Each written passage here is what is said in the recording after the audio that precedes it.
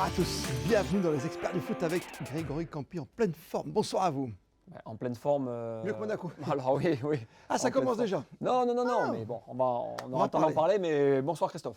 Ça sera un de nos grands thèmes évidemment, Monaco, la rechute et Monaco, l'avenir. Il va falloir briller en Ligue des Champions, en Ligue 1 et même en Coupe de France. On parlera de Lens, magnifique tube de l'hiver ou pas. J'aimerais qu'on parle un tout petit peu de la Coupe du Monde, savoir si le tirage au sort vous sied, mon cher Grégory. Et puis on terminera avec votre coup de cœur ou peut-être, tiens, qui sait, un coup de gueule ce soir. Comme vous m'avez engueulé la dernière fois que j'avais 3 coups de cœur, vous moi. m'avez disputé, Ouais. Du coup ça sera un coup de gueule. Très bien, c'est maintenant. Ça s'appelle les experts du foot. Vous connaissez l'endroit et l'adresse.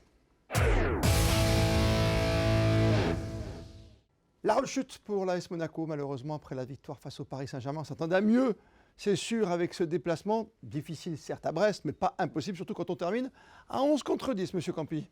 Alors il y a un mot qui me dérange, c'est la rechute. Oui. Pour rechuter, il faut d'abord être guéri. Oui, Monaco, ça ne vous suffit pas de battre le Paris Saint-Germain pour guérir, vous Clairement pas. Et en fait, je vais vous dire quelque chose, Christophe. Ce match contre le Paris Saint-Germain m'a énervé au plus haut point. Je vous écoute attentivement. Tout simplement parce que j'ai vu des joueurs libérés. J'ai vu un Golovin que je n'avais pas vu encore cette année. Je me suis dit, mais il est encore capable de faire ça. J'ai vu un Akliouche complètement soulagé, prendre des responsabilités, prendre le jeu à son compte. International, quoi. Un international. J'ai vu une équipe en grande confiance.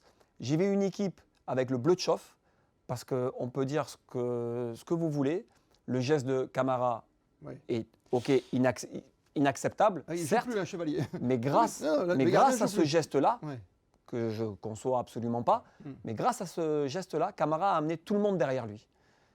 Vous voyez ce que je veux dire? Oui, mais c'est paradoxal. Il fait une faute qui aurait pu être considérée comme un rouge. Effectivement, il n'a pas été rattrapé par la patrouille, tant mieux, mais c'est ce qui a fait que, j'ai l'impression que ce geste-là, encore une fois, que je ne défends pas, mais voilà, il a montré, on va dire qu'il a montré l'exemple. Oui, mais montrer l'exemple de cette façon-là, elle n'est pas belle. Ouais, exactement. Autant on joue à 10 contre 11, on se dit, waouh, on n'est plus que 10, on y va. Ouais. Là, c'est quand même l'inverse.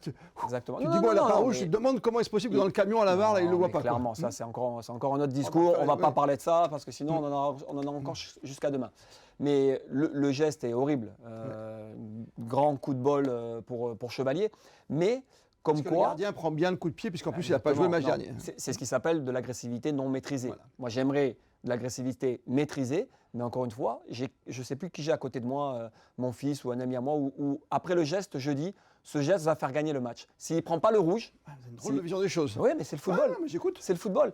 Qu'est-ce qu'il a fait comprendre par ce geste? Il a fait comprendre aux Parisiens que ce jour-là, il n'y avait rien pour Paris au stade de Louis II. Oui. Clairement. Clairement. À un moment donné, le football se gagne aussi comme ça. C'est pas Paris qui était trop faible alors pour vous? Alors Paris, trop faible, ça m'a toujours fait rire quand on dit ça, parce que le moindre joueur qui a joué contre nous serait titulaire à l'AS Monaco. Oui, oui, non mais c'est pas la grande équipe type, on est d'accord aussi. Si vous me dites qu'il manquait le latéral gauche, le latéral gauche qui était remplacé par Hernandez, champion du monde avec l'équipe de France, pas le même. Et que vous traitez Hernandez comme un remplaçant, j'ai envie de vous dire non. Non, d'accord, je suis d'accord. Non. Monaco a mérité sa victoire. Ouais. Monaco a battu le PSG. Alors dans ces cas-là, nous aussi, il nous manquait du monde. On peut refaire. Est-ce qu'on est guéri ou pas? À ce moment-là, vous dites que oui et non. Alors finalement, vous n'êtes pas satisfait de cette équipe à ce moment-là? À ce moment-là, je suis content parce que je me dis, ça y est, on a trouvé les clés. Le coach a trouvé les clés. Il a débloqué le groupe. Mais je pense que vous vous en souvenez. Je dis depuis un bon moment maintenant que les matchs de l'AS Monaco les plus durs, ce sont ceux qui me font le moins peur. Vous vous en souvenez quand même? Ne me faites pas passer pour un menteur. Non, vous n'êtes pas un menteur. On est d'accord. Je le certifie, monsieur. Voilà. City, on a répondu présent. Tottenham, on a répondu présent. Paris, on a répondu présent. Et à un moment donné, tu ne peux pas te noyer contre le PFC, contre Lens, contre Brest. C'est pas possible. Un résultat pas faux, c'est que tu en as besoin. Exactement. Donc, Monaco n'est pas guéri. Malheureusement, une équipe est guérie quand elle enchaîne 3-4 matchs d'affilée. 3-4 victoires d'affilée. Là, aujourd'hui, on est clairement en pleine crise. Alors, docteur Campi, justement, quand on est malade de cette façon-là, on prend un traitement. Le traitement n'a pas bien fonctionné, ou on est encore un petit peu souffreteux, un peu souffrant du côté de Brest, qui sait. Là, il nous reste quand même 3 matchs pour finir l'année, où sur les 3 tableaux, il faut qu'on brille. Galatasaray, cette semaine. Fin de semaine, c'est du Marseille. Et ensuite, un petit tour à Auxerre, mais on peut perdre, vous savez, en Coupe de France, nous souvent. Clairement. C'est clair que ces 3 matchs vont être capitaux pour malheureusement l'entraîneur qui encore une fois, je le dis pour moi, est la bonne personne aujourd'hui pour l'équipe. Là, pour le coup, j'en veux un petit doute quand même. Permettez-moi. Pour le coup, j'en veux un petit peu aux joueurs. Encore une fois, je sais comment travaille Pocognoli. Il travaille très bien. Vous connaissez bien. Je ne le connais pas bien, mais je sais comment il travaille. Il travaille très bien. Sa manière de faire, sa manière de voir, elle est bonne. On l'a vu contre le PSG. C'est ça là. Une équipe valeureuse, de guerriers, avec le Bloodshot, et on y va. Et là où j'en veux aux joueurs, c'est qu'à un moment donné, les caprices de stars, ça suffit un petit peu maintenant. On est d'accord. Des stars, nous, dans notre équipe. Je pense que certains joueurs se comportent comme des stars. C'est ça. Puisque, bon, on ne sait pas tout, mais on sait quand même pas mal de choses. Certaines attitudes de stars. Non, mais parce qu'à un moment donné, là, ça ne touche pas la tactique, ça touche la personne, le joueur que tu es. À un moment donné, on ne peut pas voir le visage d'un joueur contre Paris et un autre visage contre Brest, en termes d'attitude, je parle. J'entends bien, c'est comme la fameuse Ligue des Champions qui vous motive un peu plus que d'habitude. Mais au match de l'équipe de France, c'est normal. Pas quand tu es dans un club comme l'AS Monaco, voire même tous les clubs, parce que tu te dois de respecter le blason et le club. Donc, tu dois mettre cette envie à tous les matchs. Que tu ne sois pas bon, je vais te pardonner, il n'y a pas de souci. Mais par contre, tu dois mettre ce qu'il faut. Alors, vous êtes plutôt adepte du jeu que présente aujourd'hui et que nous offre de temps en temps de façon positive et de façon un peu plus négative de ce nouveau entraîneur. Mais honnêtement, Hutter à la place de Pocognoli, il fait mieux, il fait pas mieux ou il fait moins bien? Aujourd'hui, forcé. Alors, si on parle chiffres, on y va. Si on prend les chiffres, beaucoup d'entraîneurs ont fait mieux que Pocognoli. Ouais. Très bien. Mais encore une fois, par contre, je peux vous dire que malheureusement, les présidents, quand ils doivent faire réagir, ils sont obligés de renvoyer l'entraîneur, mais à 80% des fois, il y a 80% des fois où ils préféreraient virer toute l'équipe, tous les joueurs. Mais clairement, et je pense que c'est ce qui se passe à Monaco cette année. Forcément, si on doit en faire sauter un, ça sera le coach. Pas de problème, c'est normal, c'est le football, ok. Il n'y a pas de résultat. Il n'y a pas de résultat. Donc aujourd'hui, malheureusement, Pocognoli, on ne peut pas le défendre. Moi, je le défends parce que je reste persuadé que c'est quelqu'un qui a envie, c'est quelqu'un qui travaille très bien, c'est un jeune entraîneur, plein d'ambition. Je suis persuadé que ça reste le bon entraîneur pour l'AS Monaco. Okay. C'est une bonne pure. Maintenant, il est arrivé en pleine crise. Pour les supporters, ce n'est pas du tout le fusible qu'il faut faire sauter. Ce serait plutôt le directeur sportif, le responsable du recrutement. Vous voyez, on monte un étage sur Thiago Scoro maintenant. On se pose des questions. Est-ce que vous trouvez ça normal, vous, que les supporters puissent s'exprimer ainsi dans les colonnes de différents médias? Alors, oui, c'est normal qu'on donne la parole aux supporters, parce que sans eux, le football n'existerait pas, clairement. C'est important qu'on leur donne la parole. Maintenant, de là à ce qu'ils fassent grève contre Galatasaray, je trouve que c'est une erreur. Ce n'est pas parce qu'ils ne vont pas chanter, ce n'est pas parce qu'il n'y aura pas de tifo que l'équipe va se sentir mieux, forcément, parce que sinon, ça serait trop facile. Par contre, ce qu'ils peuvent demander à Thiago Scuro, et c'est ce que je lui demande moi, ce n'est pas sa tête. C'est d'aller au club, il a sûrement fait déjà, mais de secouer un petit peu le cocotier. Voilà. Comme pouvait le faire un Jean-Louis Campora à l'époque. Le président Ribolovlev non plus l'a pas fait. Mais en tout cas, ce n'est pas venu jusqu'à nos oreilles. C'est pas venu jusqu'à nous. On n'est pas dans le vestiaire non plus. D'accord, mais je pense on peut monter à la turbine et faire ce qu'on a fait. Alors j'ai envie de vous dire, Christophe, que s'il a fait, il a mal fait. Non, mais c'est ça. Parce que, ou alors il a fait que contre le PSG, mais il n'a pas fait contre Brest. Il a oublié après. À un moment donné, une équipe qui est en crise, les gens du dessus, les présidents, les directeurs sportifs, ils doivent être là tout le temps et ils doivent les tabasser. Après, oui, avec les guillemets. Mais c'est vrai avec les guillemets, bien sûr. C'est vrai qu'il y a cette victoire de prestige qui cache un peu. Voilà. Mais elle a fait mal, cette victoire de prestige. Parce qu'elle a donné beaucoup d'espoir. Ensuite, de la frustration parce que tu perds à Brest. Et derrière, forcément, quand il y a de la frustration, il va y avoir un manque de confiance. C'est ce qui fait que ça ne va pas être évident de se sortir de là. Mais cette victoire contre Paris, bien sûr, on l'a prise, elle est magnifique. Mais moi, elle m'a donné encore plus d'énervement que... Alors, coach, dernière question sur Monaco. On approche quand même de la trêve, on a bien compris. Galatasaray, là, tout de suite. Marseille, il faut aller faire un résultat. Et en plus, ils viennent de prendre un petit retour de bâton. Il nous reste après la Coupe de France. Bon, c'est pas joker, ça fait du bien de sauver une saison avec un titre aussi, on est d'accord? Qu'est-ce qu'on fait au mercato? Est-ce qu'on va chercher un nouveau défenseur? On va rejouer à 4, le gardien? Bon, c'est bon. Est-ce qu'on va pas prendre un nouvel attaquant? Qu'est-ce qui nous manque? Allez, prenez un joueur. Allez, un joueur. Alors, si on parle, je vous fais un petit chèque maintenant. Allez, si on parle en termes de joueurs de foot, clairement, il nous faut un défenseur. Voilà. Parce qu'aujourd'hui, Singo n'a pas été remplacé, clairement. Kerrer, Dyer, c'est pas ça. Pour l'instant, ne font que passer. Et on est obligé de faire jouer des joueurs défenseurs centrales qui n'est pas forcément leur poste. Donc, ça serait un défenseur, clairement. Un central? Oui, un central. si possible, en bonne santé. Ça serait pas mal. Ça serait pas mal. Il faut le trouver. Hein. Il faut le trouver, ça ne va pas être facile. Mais je pense vraiment que cette équipe de Monaco a les atouts pour pouvoir performer sur la deuxième partie de championnat. Il faut juste débloquer ce truc mental. Mais j'aime ça. Mais oui, non, mais clairement, Christophe, à un moment donné, voilà, les joueurs, j'ai envie de leur dire, les gars, vous êtes à l'AS Monaco, maintenant c'est le bleu de chauffe, et on y va, on arrête les caprices de stars. Et ce que vous avez démontré contre Paris, c'est-à-dire ils ont couru plus que Paris, ils ont sauté plus haut que Paris, ils ont mis le pied plus que Paris, ils ont fait tout plus que Paris. Ah, ça pour mettre le pied. Mais attention, mais en n'étant pas forcément le Brésil des années 70 ou le Milan AC des années 90. Ils ont fait. On n'a pas besoin de ça. Voilà, ils nous ont montré qu'ils voulaient se sauver et exister dans ce championnat. Chose qu'on n'a pas vue à Brest à 10 contre 11. C'est pas normal. Alors vous allez me dire, oui, mais il fait froid en Bretagne. Non. C'est dur d'aller à Brest. Oui, peut-être. Mais ça reste. Je vais pas chercher ça. Ça reste des aspects mentaux de dire. Je vais tout donner aujourd'hui. C'est un aspect mental. C'est pas de la qualité technique. Ça, on le pardonne. C'est pas un problème tactique. On le pardonne. C'est l'envie. C'est l'envie de montrer aux supporters, regardez, on perd peut-être, mais en tout cas, si on perd, c'est parce que c'est vraiment plus fort que nous. Pour résumer, parce que ma question, vous avez moyennement répondu, mais quand même, c'est un défenseur qu'on cherche, vous l'avez dit, défenseur central. J'ai bien compris dans votre ressenti que c'était plutôt un patron de défense qu'il nous fallait. On est d'accord ? Parlons crûment, Christophe. Il faut clairement, mais alors attention, Paul Pogba peut faire ce rôle-là, parce que depuis qu'il est rentré, il peut être capitaine, vous voulez dire. Alors, il n'est pas décisif, il est pas, voilà, il revient, mais par sa gestuelle, par sa communication, je vois quand même un patron. D'accord, on l'a déjà. Et ce qui est incroyable, c'est que je le vois beaucoup plus grand que les autres, beaucoup plus costaud. C'est ça. Alors, dans la télé, on est d'accord. Il est champion du monde, quoi. Voilà, je le vois vraiment, malheureusement, et c'est ce qui me peine un petit peu. Pareil, je l'avais dit, j'aurais préféré qu'il rentre dans une équipe en confiance. Là, il va rentrer comme un peu le pompier de service, mais il a les épaules assez larges pour pouvoir le faire. Mais ce rôle de capitaine et de leader naturel, il va l'avoir. Si on peut en prendre un deuxième, qui plus est défenseur, ça serait top. Vous avez parlé de Pogba, on va parler des Bleus, on va parler quand même juste avant peut-être d'un beau tube de l'hiver, un tube de l'automne-hiver, avec le Racing Club de Lens que vous avez joué à Lille. Hein, et pourtant, c'est un ancien Lillois qui... Mais comment est-ce possible ? Je suis juste, je reste juste. J'ai joué 3 ans à Lille, forcément ennemi numéro 1 des Lensois, mais quel bonheur de regarder cette équipe. On en reparlera dans un instant, puis on terminera avec votre coup de cœur, ou qui sait, peut-être un coup de gueule ce soir, dans les experts du foot. La passion, vous êtes toujours animé par cette passion, Grégory Campi. Même quand on a joué à Lille, on peut supporter Lens, visiblement.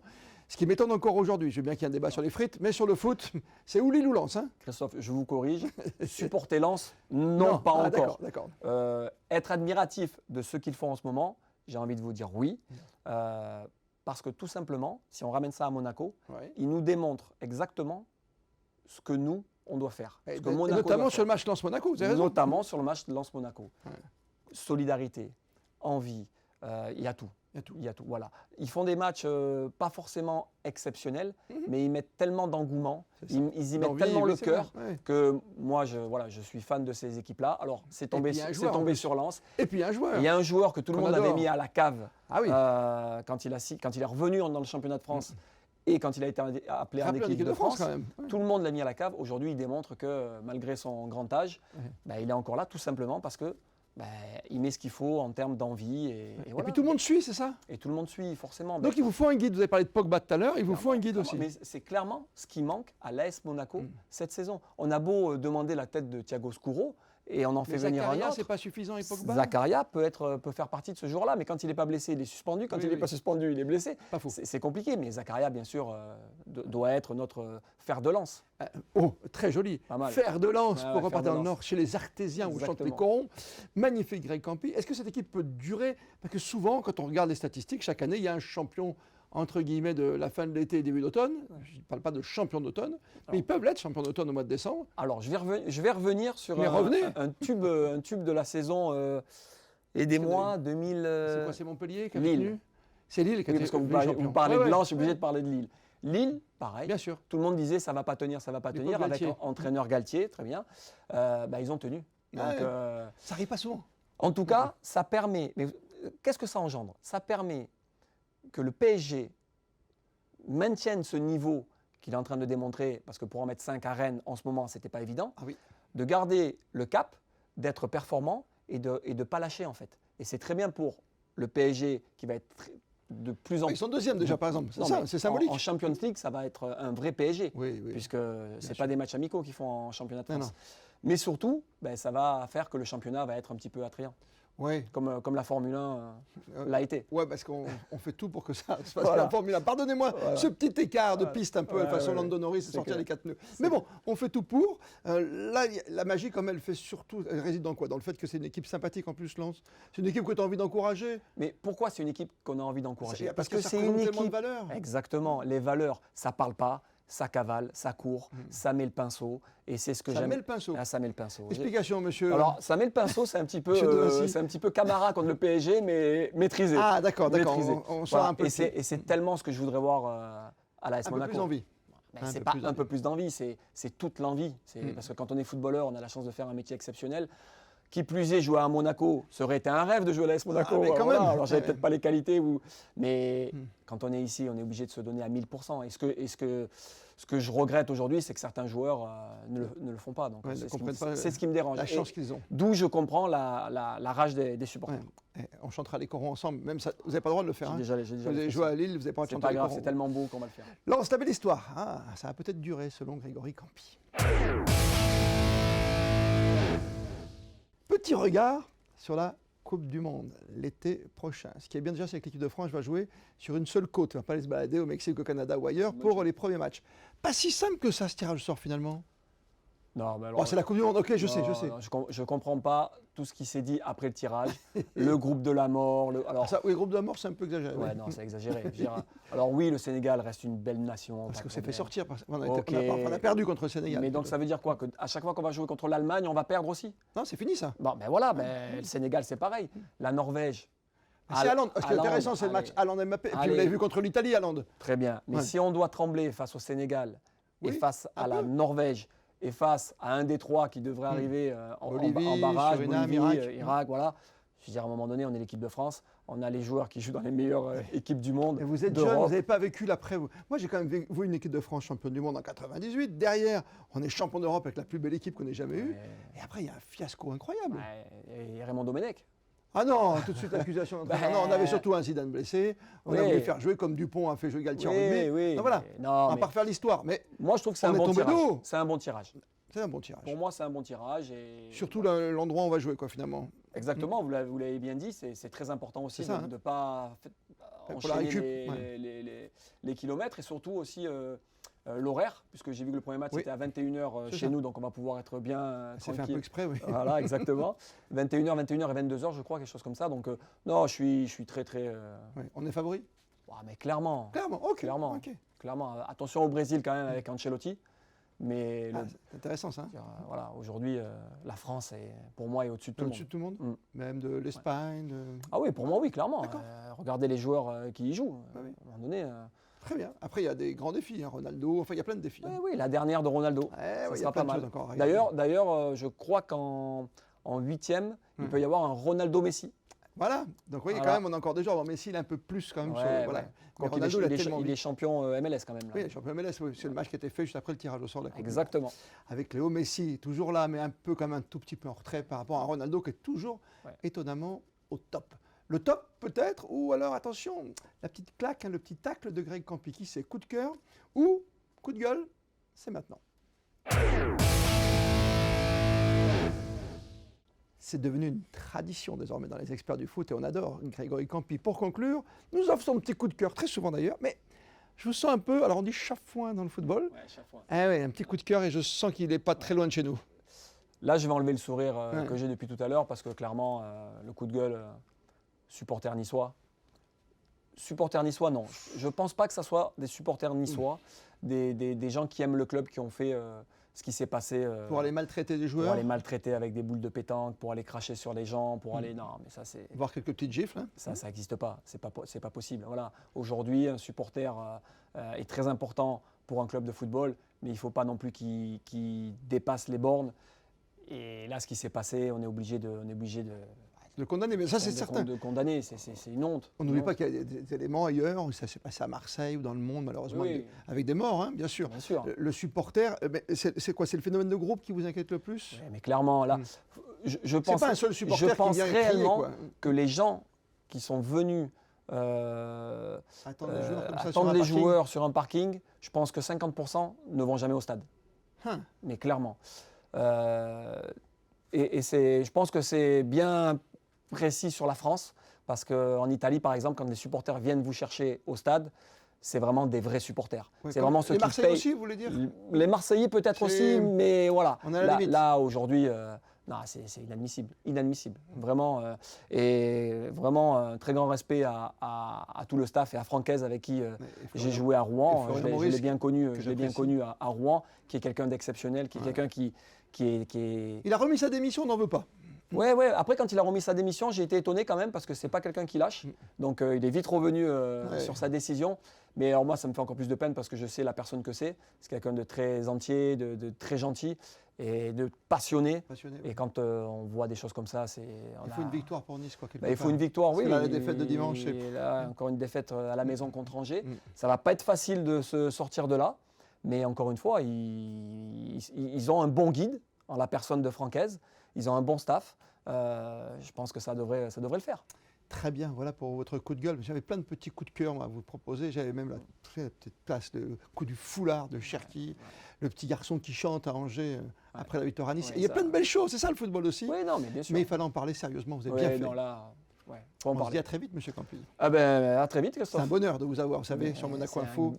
Également un grand bonheur d'être avec vous. Dans les experts du foot. Bonne fin de soirée à toutes et à tous.